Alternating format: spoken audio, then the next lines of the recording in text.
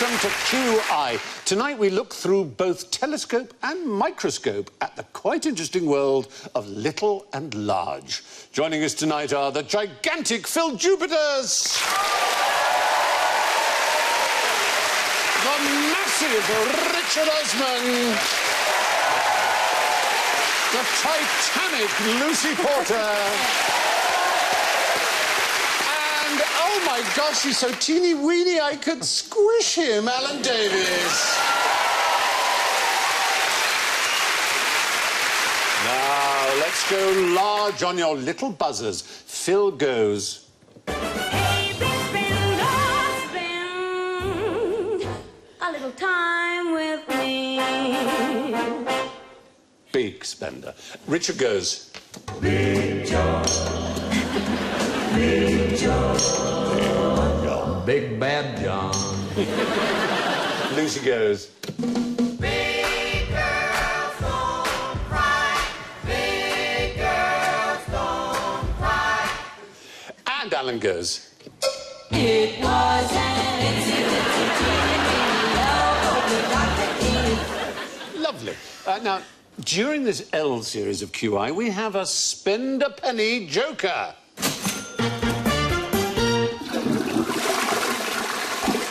You should use it if you think one of the answers in today's show is of a lavatorial bent.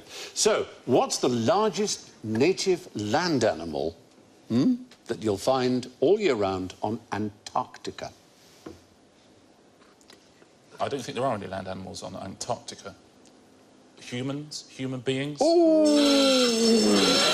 I did say... The line between clever and stupid is so thin. I did say native. Obviously, there are humans. Oh, I beg. Yeah, there are natives. It's a penguin, a big penguin. Ow! I mean, right, OK, so it's not that because I made the evil siren go off. Would it be whales? A whale isn't a land animal. If the water melts really quickly, it is. I will give you a clue. You've already said penguin, but it's a flightless animal, but it's not a big mammal. Given that it is big and little and large, is it very wee? It is actually very small, although it's the largest. Is it krill? I just like saying krill. I like saying krill, too. Is it a mosquito or something? It's an insect. You're in the right direction. It's like a mosquito. Mosquitoes are like... If you go to Scotland, what do you get? A ladybird. Midge. It's a midge. It's a... a midge. Belgica, Antarctica. The Belgian, as you might say, midge. There it is. It's wingless, flightless. It's a midge. And the point is, it's native to Antarctica. There are all kinds of animals, like humans, like penguins, that spend a bit of their time in Antarctica. Penguins only 25% of the time. 75% of their time, they're at sea. They're not a land animal. Ah, but we're married to the sea. Penguins, we love the life. Away from our nagging wives with their beaks and their wings sitting on eggs. There they are. Oh, bless. What is it about them that is so endearing? They're delicious. That's good eating. Talking of humans not being native to Antarctica, there's a story the other day about the American scientist who's there, and he decided to turn Tinder on.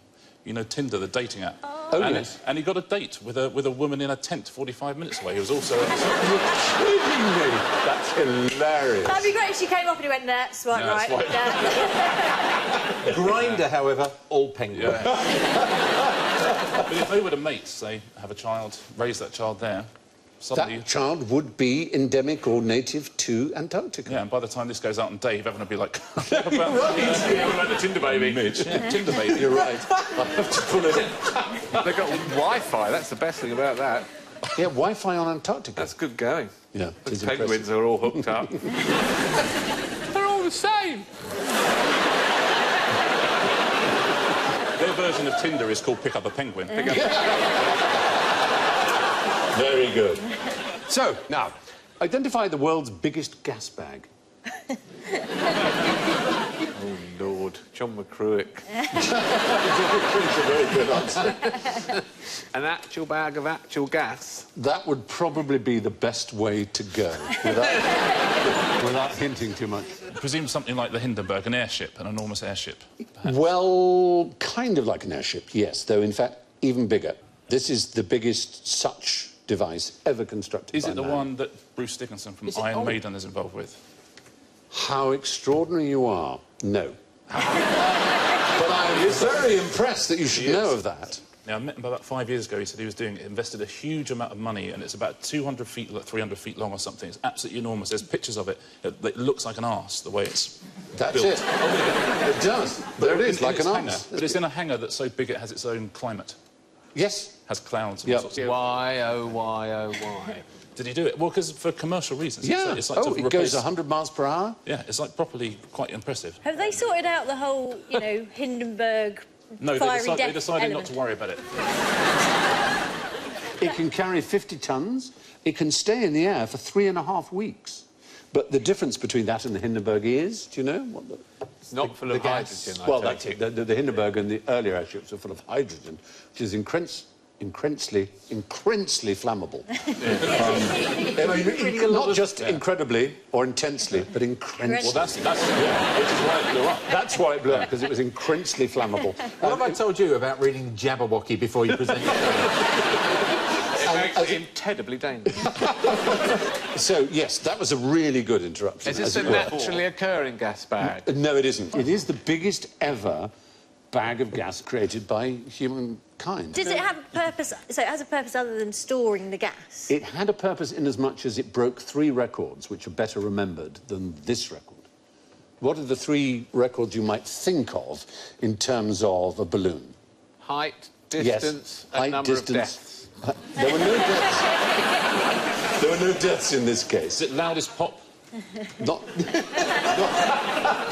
Most excited child? Who jumped out of a really high balloon? Oh, Felix Baumgartner. Yeah. Felix Baumgartner is the right answer. This is the... Yeah. So, Felix Baumgartner, there he is. He fell from a greater height than anyone has ever fallen. Right. He achieved a greater speed than anyone has fallen, which made him the first man ever to what? Break the sound barrier. Break the sound barrier unaided. And it was the highest balloon ascent ever. Those are 3 records. The highest balloon ascent, biggest free fall. Do you know what else it was, Stephen? What's that? It was incredibly dangerous. But it was the largest balloon ever constructed. And let's have a look at how big it was. It was bigoted. Whoa. It was bigoted than the Statue of Liberty. It was more bigoted than the Statue of Liberty. What is the What is going on? Just get rid of this one, get another one in. Get me your porn, you're warehouse tired, and today. tell them to piss off. What they call it in Carry On World is the Statue of Diabolical Liberty. Anyway, it is gigantic. It's almost as tall as St Paul's Cathedral, but taller, as you can see, the Statue of Liberty by a few feet. But the comparison with the Hindenburg is interesting, which is one... You know the Hindenburg you mentioned, I think, didn't you? There's the Hindenburg. And the Hindenburg burst into flames catastrophically in New Jersey at the Lakehurst Naval Air Station. There it is. I mean, just awful. It was so sophisticated inside, incredible. That is sophisticated. Yeah, and they even had a cigarette lighter, although it was hydrogen, one of the most flammable gases there is. But it was chained. Cigarette, yes please. Cigarette to live What's that dangerously. smell? Can anyone smell gas? Don't be absurd. The cigarette lighter was chained to one place, so you could go up and light your cigarette. But everyone wore special shoes that didn't create friction and static electricity to create a spark that would set it off. But something went wrong. In the movie, it's supposedly sabotage. So there you are. What use is a blue whale at a birthday party? Alan, I'll give you a chance here. I love blue whales. It's not a blue, actually. We should have offered you a blue, but in fact, that is a hump. It's a humper. That's not real, that photo, is it? Oh, yeah. Oh, yes. Alan's a diver. A blue whale at a birthday party. Well, they take up a lot of room. You need a big hall. Yeah. It's good. I think you're getting there. Yeah. That's good encouragement. Thanks, Richard. That's okay. I think it'd be fun for the kids to get inside, couldn't they? Play True. around. Bouncy castle. Bouncy arsehole, did you say? No. I didn't, but by all means. Oh, bouncy castle. Bouncy castle. Oh, yeah, yeah, I see what you mean, yeah. Yeah, I'd like to hire a bouncy arsehole if I may. Oops.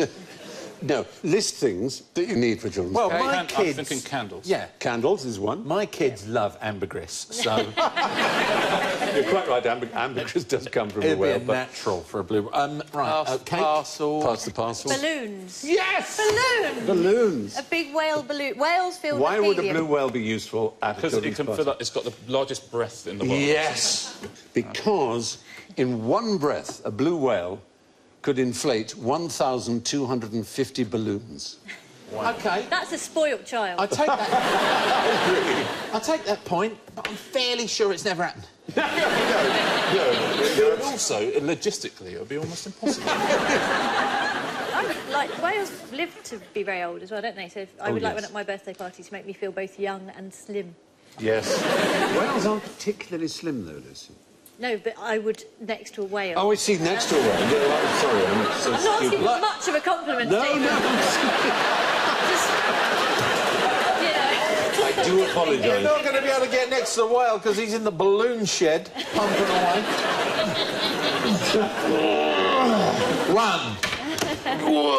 Two. Just going, those dolphins have it easy, don't they? I'm going to give you some bags now and ask you to blow these up. Now, you may say that's easy enough. Ah, time for the controversial autoerotic asphyxiation round. Oh, damn, that's so rude. There you are. Here we go. That's terrible. I'd just like a belt and a tangerine now. So you're blowing up. What you're doing is you're trying to blow... All right. Look, how clever she How is. did you do that? I'll show you here. It's called the Bernoulli effect. OK, watch this. One blow.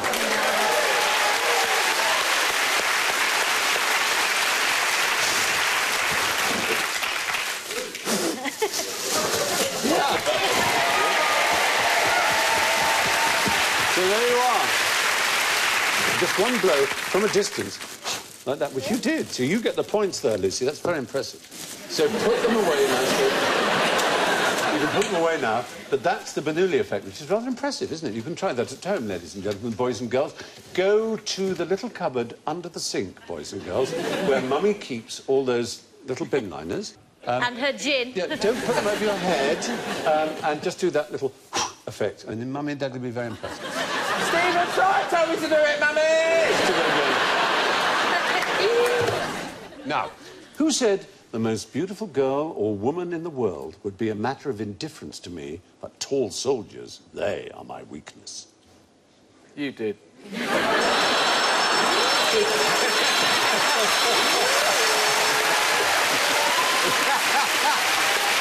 Oh, yes. Oh, yes. That was very pleasing.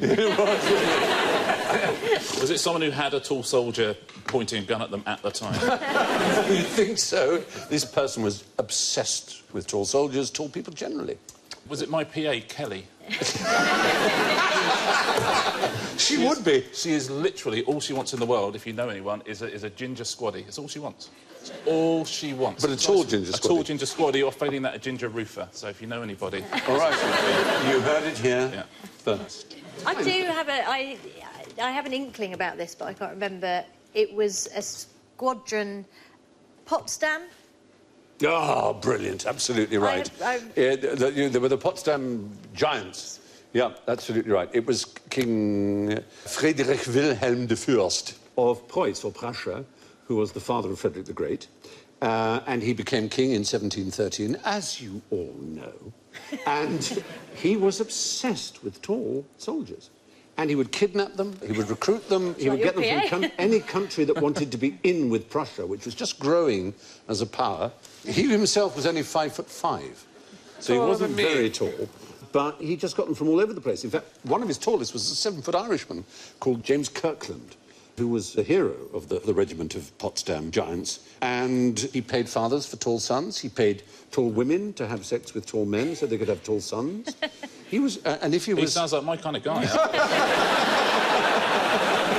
If he was unhappy, he'd get 200 or 300 of his giants. Don't finish this sentence. No. Preceded by tall turbaned Moors with cymbals and trumpets of the Grenadiers' mascot, an enormous bear, to march for him to cheer him up. And they'd do this through his bedroom if he was ill. The march for him. With a bear as How big well. was his bedroom? It must have been, well, enormous. He was an emperor. He wants big men and a bear marching to strict rhythm, which you can find in Old Compton Street most Fridays. I think he'd want them to do tall stuff.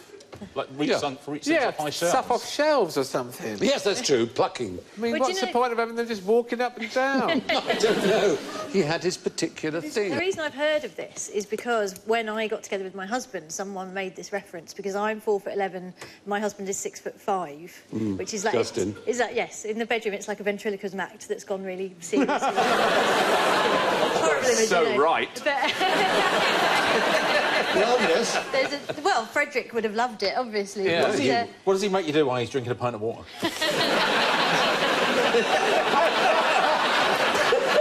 I bet it's not the alphabet. No. And almost 100 years, this regiment was part of the Prussian army. Is that because they live longer? No, I don't mean that each individual member. They did live longer. They get gradually shorter. It was a very... to be tall. Yes. King Frederick William of Prussia liked a tall soldier, but why was Sir Billy Butlin such a little devil? Holiday camps. Butlin's holiday camps? Yeah. Minehead, Scarborough, Filey... Skegness. Skegness. Yep. Were the chalets little? So, no, but Billy Butlin himself, Was he tiny? he was. And if you think about the age he is, you might be able to work this out. Second World War. No. First World War. First World War. That's the generation he was. And in the First World War, they had something to make people fight, which was called... Bromide. No. It was a law. Oh, because Conscription, yes. Conscription. But one of the things that could get you out of being conscripted was that if you were... Tiny. If you were small. did he pretend to be bigger to... No, he, as it were, fell under a particular desperation that the British Army... Did they start a short army? Yes, Like the... they literally did. Lord Derby, the Earl of Derby, said, now, hang on, there are a whole load of short people, as it were, getting under the wire. And all these tall people are fighting and dying for us. We want more people to die for us. There simply aren't enough people dying. And all these short people are living. So we're going to have a short brigade. And they were known as the Bantams, the Bantam Brigade. And they were... I know. Presumably quite good. You could play on the opposition's, or, you know, the opposing army's sense of perspective. Yeah. In some way, you're like... Those soldiers are really far away. They have edges. They are no danger to us. These were men under 5'3", and Billy Butlin was one of them. They became known as the Devils, in fact, the Devil's Dwarfs, because they were so... their reputation for brawling and mischief. They were very, very aggressive. Here they are being inspected by a splendid man in moustache. And German shin injuries up 75%. Our legs are being shot away from us. We do not know why. Surely they should have just put them on each other's shoulders in a long coat. Oh, yeah. the most famous of them was called Henry Thridgold, who was only 4'9". And he was believed to be the shortest soldier ever to have served in the British Army. There he is next to quite a tall Scottish soldier. But that's a short chap, but chirpy and cheerful and ready to lay down his life for our country. I hope you Tell you don't what, shake hands that's, with him. Hey, now. That's given my husband and I a whole new avenue for bedroom role play. You be Henry, and I'll be a Scots Guard. Well, they you are. So next time you go on a Butlins holiday, you can say, well, thank you, Billy, for putting your life at risk, despite the fact that you weren't as tall as most soldiers. And he survived. He survived in order to create these holiday camps. Yeah. With tiny beds. With... Now, bearing in mind the Potsdam Giants and the Devil Dwarfs, what do you make of these? Alan? Oh, no. Yes, absolutely. Strap on your feet Phil, to make you can pass taller. those to Phil? Thank you. Alan, these are for you. I'm sort of guessing I'm not going to need any. You're not. Lucy, these are for you. Whoa! It's a Naomi Campbell moment coming on here, isn't So, it? actually, we're going to do a little experiment. There's an artist called Hans Hemmert, and in 1997, he created a piece, an art project. I've seen this. Have you? It was called Level. That's right. And the idea was that he made these things so that everybody was 6.5 foot tall, essentially 2 metres, being a European. So you're 6'8"? I'm 6'7". 6'7". You're 5'11". I'm 6'4" and a bit. You are? I'm 6 foot, but I've got creepers on, so I'm 6'1". 6'1" at the moment. And Donnie? 4'11". See, I now 4'11". can't see Lucy. Yeah, we can't actually see her at the moment. They are half my height, that's it. So, rather than get you to wear these, we've actually given you blocks. So we're all going to stand up to show what this artwork revealed. What you have to do, Richard, is duck down to be the same size as Alan. All right. I have to go on tiptoes to be a couple of inches taller. And you have to stand on your block. Come on, Which one am I? This one? There it is. Oh, this one. Philip will help you up. And we're now all the same height. Oh. It's an artwork.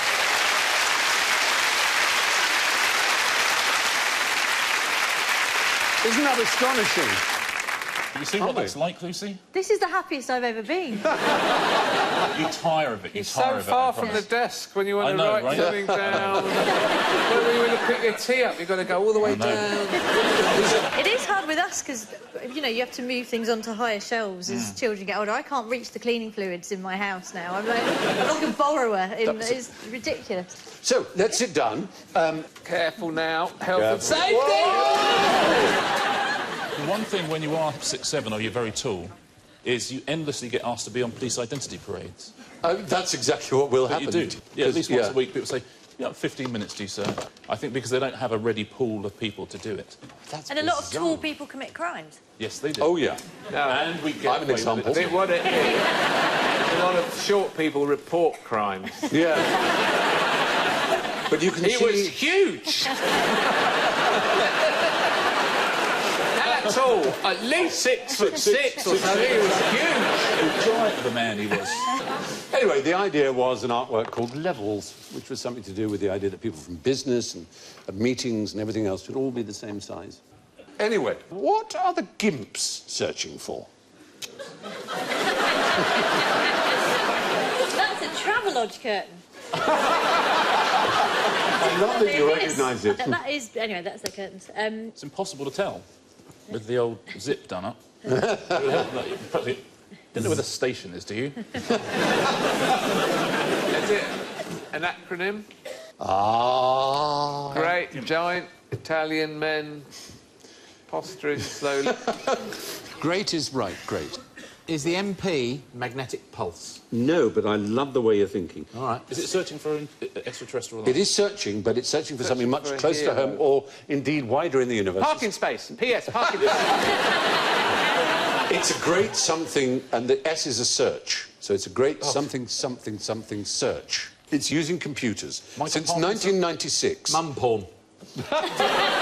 It could have been a man porn search, that's not that difficult. But in 1996, from 1996 onwards, a lot of people have devoted the time of their computers to run a little programme which helps search for something very rare and extraordinary, which mathematicians are Prime always... numbers. Prime numbers. Mathematicians... for you. did. You did. just got in there. I The get great mathematical internet Mersenne prime search. Yeah.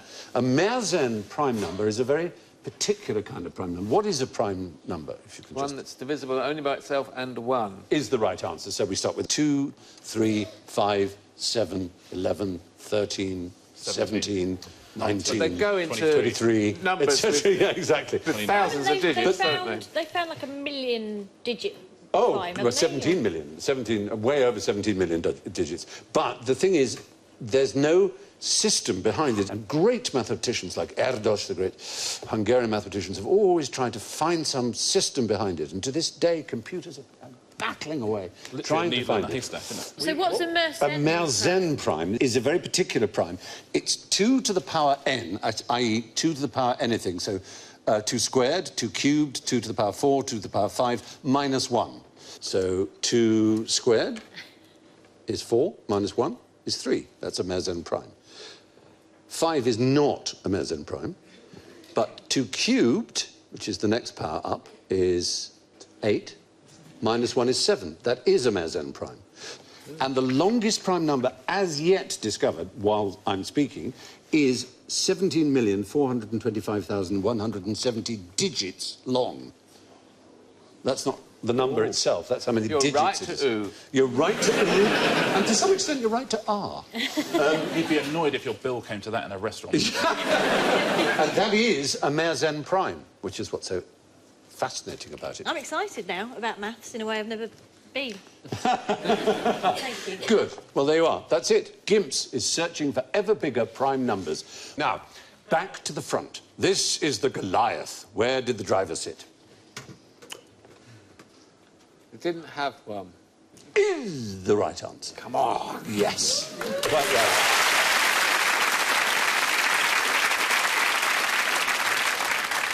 If we zoom out, we can see that it is... What's his name? Butlin. Yeah. They are quite small tanks.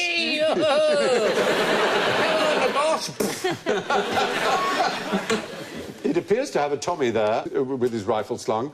I say, sir, what on earth are these? I've got no idea. Keep smiling. But, well, you're right. They wouldn't know what they were. They just discovered them because they're not British. They are. In fact, it's the invention of... The Hun? The Hun, the Bosch, Jerry. It's an automatic, or at least remote-controlled tank, which is actually a mine known as Goliath, and they contained a bomb, and you remote-controlledly drove it into an enemy territory and... Do those soldiers know they contain bombs? I think they'd disarmed them by this time. OK, good. But in terms of miniature weapons of this kind, the Americans really beat the Germans in quite a disgusting way. Do you know the Davy Crockett? Is it going to be a miniature sub? It's worse than a miniature sub. It's a portable Is it launcher. a suicide bomber raccoon? It's a portable launcher to be mounted on a jeep. And what do you think it carried? Bubble gum. Bubble gum. Oh. A lavatory. I like the idea. It's good that you're thinking. No. Who? It was worse. It was a small nuclear bomb. You can actually carry a small nuclear bomb. 75 pounds only. And in case you wanted to know what 75 pounds was, it's the same as an 11-year-old boy, 5 racing bicycles, 100 cans of beer, 300 apples, or 262,500 bees. That's like the worst ever conveyor belt on the Generations. So true. I'm glad you said that, because I always wonder what things are in bees. My favourite unit. Over 250,000 bees. Yeah, there you are. 2,000 were deployed in Europe between 61 and 71 to deter the Soviet forces. The nuclear yield could be switched between 10 and 20 tons, which is a huge amount in terms of nuclear yield. And were these things used? No, fortunately. They also, the Special Forces, had something called the Special Atomic Demolition Munition, or SADM, rather bizarrely, which could be carried in a backpack. And these were backpack nukes. Oh, what? Yes, I know, it's weird, isn't it? On battlefronts ranging from Eastern Europe to Korea and Iran. Although small, each one of them was more powerful than the atomic bombs dropped on Nagasaki and Hiroshima. You would be like Bagsy not carrying that one. Yeah. Not my... But lots of them were carried, but fortunately, none were used, as far as we know. This show's really changed since WikiLeaks. We've got so much more information at our hands. Thank you, Edward, again. It is astonishing, isn't it? It's amazing. As you say, a soldier carrying an atomic bomb with more power. He looks like he's just set his off and it's ticking. Yeah. I think we've sort of put that together because we don't actually have a shot of one with... But that's a soldier with a backpack. What soldier? Anyway, what's the best way to get shit out of a tank? 2 in the front, 2 in the back. Fire it out the barrel? Fire it out the barrel is the right answer! Brilliant. Oh, yeah. That's a war you don't want to be in, isn't it? You could have waved your little Lou thing, because it is, of course, a lavatorial answer. Which the Russians used to do, T-34s. How did you know that? That's rather sick of you. Yeah. The T-34 is the bus from Twickenham to Kempton, isn't it?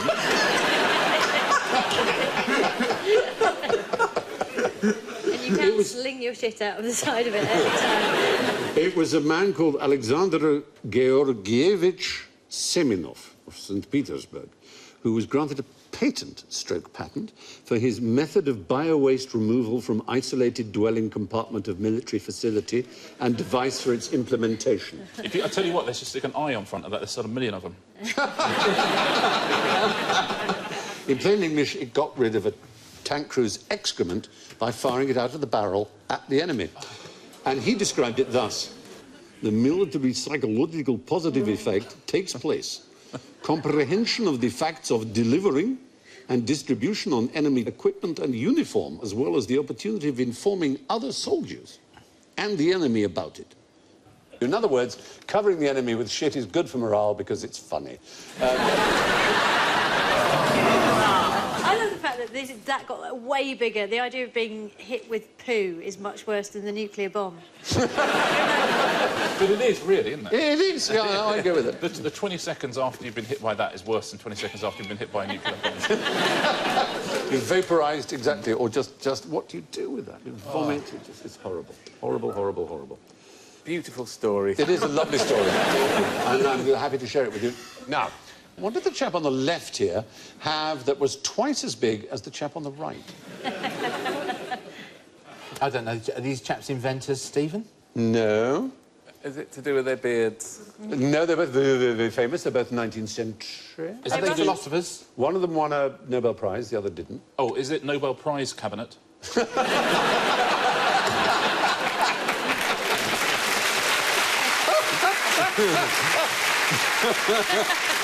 You are faster than the speed of light, and No, it's not that, but it could easily be. Definitely deserve points for that. The one on the right was hugely fashionable for a time. His name is Anatole France, and he won the Nobel Prize for Literature.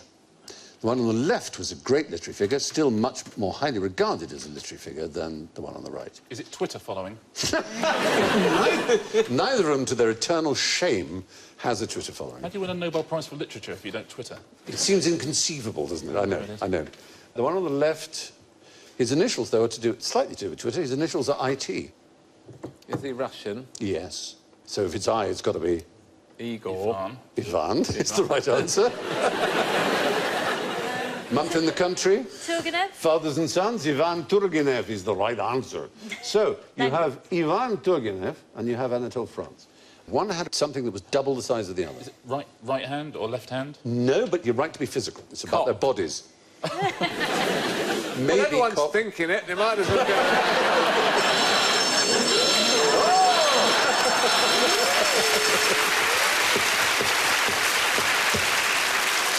No? It's quite fun to sit here when the word penis just flashes. The number of times that's happened to him, I don't know. It's not. Brain. Brain is the right answer. You bring back a few points to yourself. Oh, come on, it must match up. Well, that's the thing. You can't lose more for saying cock than you get for saying brain. You know the klaxon.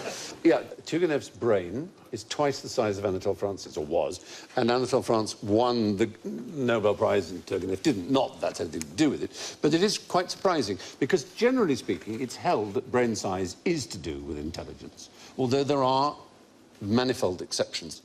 But in the case of Turgenev and Anatole France, well, Turgenev's brain was 4 pounds 6 ounces, and France's was 2 pounds 4 ounces, almost exactly half. Can you feel the weight of your brain? Is that a thing? Yes, I can. If you've got a heavier brain, Yeah. It's really upsetting.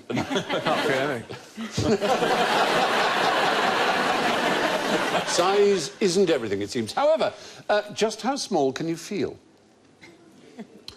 Right.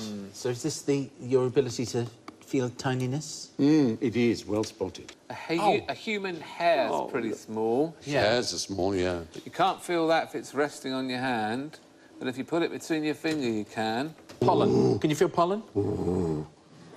Depends what you're feeling it with. Yes. Look, Yes. I'm doing this. Look, I'm You're doing this using like your I'm playing a fingertips. tiny violin. It's your best feely Okay, things. fingertips. So it's only in 2013 they started to do experiments, really, to try and find out. And they used a very, very, very, very, very, very, very, very, very, very smooth surface to try and get the friction. And it's absolutely extraordinary what they discovered. And that is that we can feel with our fingers something as small as 13 nanometers high, which is to say the size of a single molecule, which in itself would be 10 times smaller than a bacterium. Fortunately, we can't feel bacteria, because that would drive us crazy, because they're everywhere. We used to do that game at parties where you had to feel molecules, but you had to wear a big pair of gardening gloves as well. It's impossible. But human fingers do this by sensing vibrations from the friction. And it is absolutely astonishing. And you can test it, because you can put something on a surface that's smooth and put these tiny things and say, stop when you feel it. How smooth is smooth? Yeah. Are we talking like Magic FM? Let's That's too smooth. Too smooth. Yeah. let's butter your back, Stephen, and get some molecules on there. Let it all feel. The research team created invisible wrinkles of 16 different heights. The smallest detectable ones were 7,000 times thinner than a sheet of paper. There you are. Makes you wonder, though, why we can never find the end of a roll of sellotape. Hey. How is that? Anyway, you'll be surprised just how small people feel sometimes. Now, fingers on buzzer speeds, because it's time for general ignorance. Where is the second biggest film industry based? Nigeria. Oh, it's the right answer. I was... Were you going to say that? Very impressive. And so, it is called, of course... Nollywood. Nollywood is the right answer. Absolutely right. Bollywood is the biggest. Nollywood is the second biggest. Nollywood was founded by Kenneth Nebwe in 1992 when he bought in a huge number of VHS cassettes from Taiwan, and he figured that he could sell them better if he put something on them, because they were blank. So he quickly made a film which was called Living in Bondage.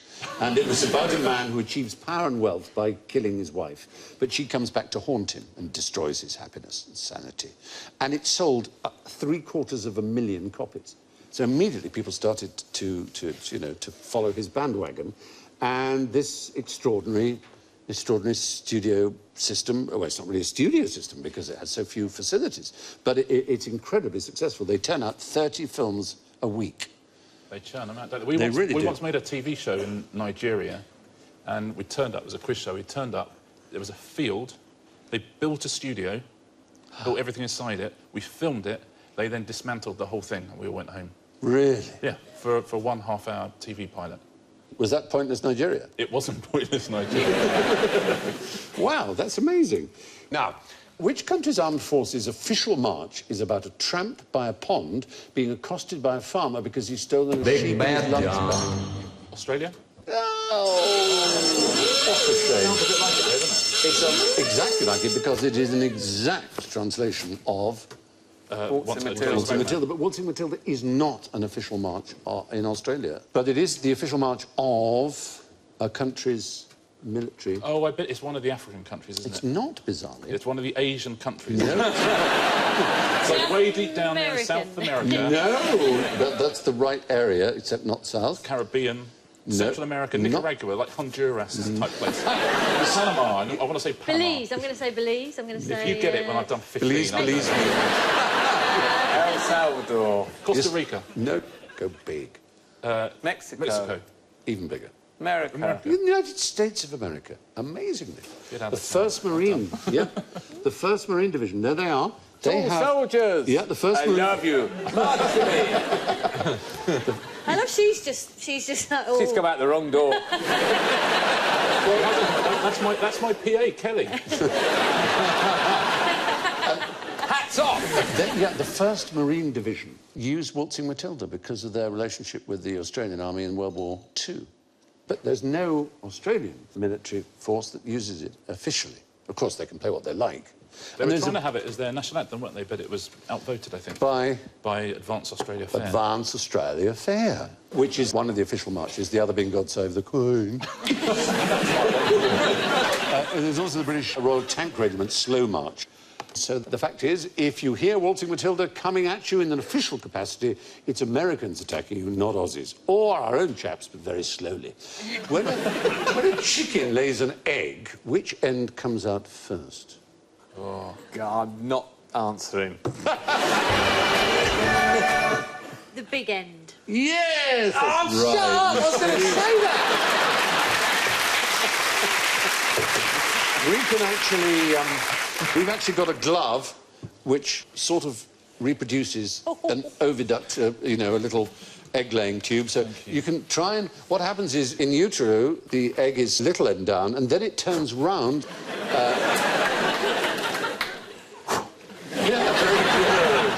I'm going to start campaigning for epidurals for chickens. There you are. You can let the big end out. Can you... Oh, Are these hard-boiled? No, Because so this is... sore. I I made one. Oh, yes, you can. Oh, dear. It is a rubber egg, as you've been... That's why you're not a hen gynecologist. But you should have... Have you got a real egg done? I've got a real egg in a cup. Oh, now be careful with the real egg. Put it over the Why, cup. are they fragile, Stephen? Well, no. They're not fragile, Alan. And if you obey this picture, put the egg in your hand like this and squeeze as hard as you like. You shouldn't be able to break it. Yeah. What do I got to do? Squeeze. As hard as you can to break it. But you can't, can you? No. Very, very strong. And that's the thing, eggs aren't very... You can try it at home, ladies and gentlemen. If any of you had done it, I would have married you, goddammit. How do they stamp them, Stephen? Well, they've got a little thing inside their little hand. A little printing event that goes on just as it comes out, giving its best before date. Yeah. The cartridges to refill a chicken are really...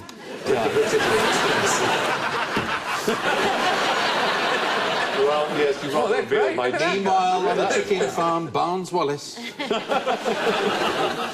And so, having spent a little time having it large with you all, it's time to look at the scores. Well, it's extraordinary, it's wonderful, it's terrific, and it's marvellous, because in first place, by quite a margin, that's to say by QI standards, it's Lucy Porter with 8 points!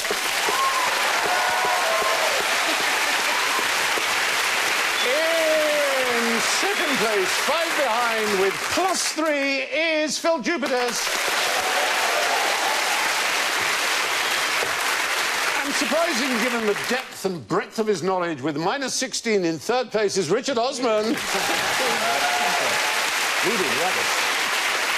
But bringing up his all-too-familiar rear with -27 is Alan Davis.